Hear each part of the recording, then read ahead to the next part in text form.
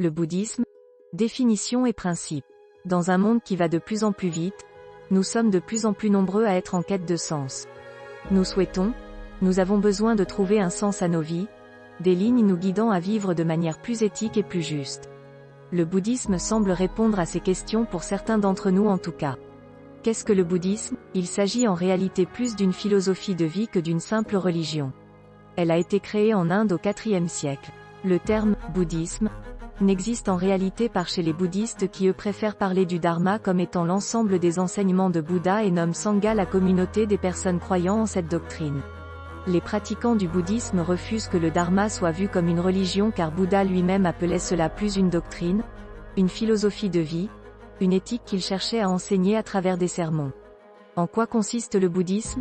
Il s'agit d'un ensemble de préceptes de vie, d'enseignements appelés dharma, offerts par Bouddha au monde avec des recommandations quant à des pratiques quotidiennes pour éveiller son esprit.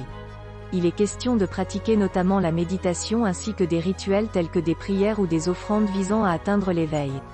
Mais le bouddhisme est bien plus que cela car il s'agit surtout de changer sa façon de voir le monde, de voir la vie. Le dharma est un véritable enseignement progressif visant à se rendre compte des illusions et des faussetés du monde dans lequel nous vivons aujourd'hui afin de parvenir à voir le monde réel tel qu'il était tel que Bouddha nous encourage à le voir. Bouddhisme. Comment pratiquer? Il s'agit de purifier sa vie, de la nettoyer de son superflu, d'apprendre à écouter et à aider son prochain, de mener une vie n'ayant pas soi comme personnage principal. Le bouddhiste pratique souvent la méditation permettant de se recentrer et de développer sa conscience et son esprit. C'est une philosophie de vie, une façon de vivre sa vie différemment, de faire preuve d'amour et de compassion envers tout autre être vivant. Il y a également 5 préceptes issus du dharma à suivre: ne pas détruire des vies, ne pas voler, ne pas commettre d'adultère, pas mentir, ne pas consommer de substances troublant l'esprit. Bouddhisme. Comment se convertir? On ne devient pas bouddhiste par la naissance ou par un baptême. C'est un choix personnel que l'on peut faire à n'importe quel moment de sa vie lorsqu'on en ressent le besoin, le souhait. On appelle cela la prise de refuge dans les 3 joyaux. La personne peut ensuite signifier son engagement de manière formelle, à travers des cérémonies pouvant se pratiquer seule ou en communauté.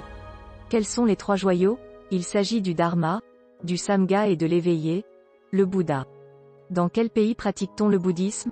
Majoritairement en Inde, en Chine, au Japon, en Thaïlande, au Bhoutan, au Laos, au Sri Lanka, en Birmanie, en Corée, à Hong Kong, en Mongolie, à Singapour, au Tibet, au Vietnam, et au Cambodge.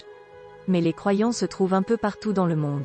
Les 5 vérités transmises par le Bouddha sont: la douleur, l'origine de la douleur, la cessation de la douleur, la voie qui mène à la cessation de la douleur. À quoi sert le bouddhisme?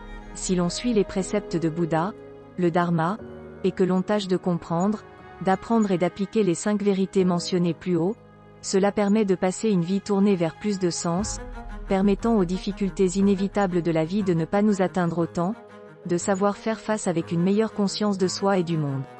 Le but ultime est d'atteindre le nirvana grâce à l'éveil total de son esprit, se libérant totalement du quotidien, et des attaches du monde.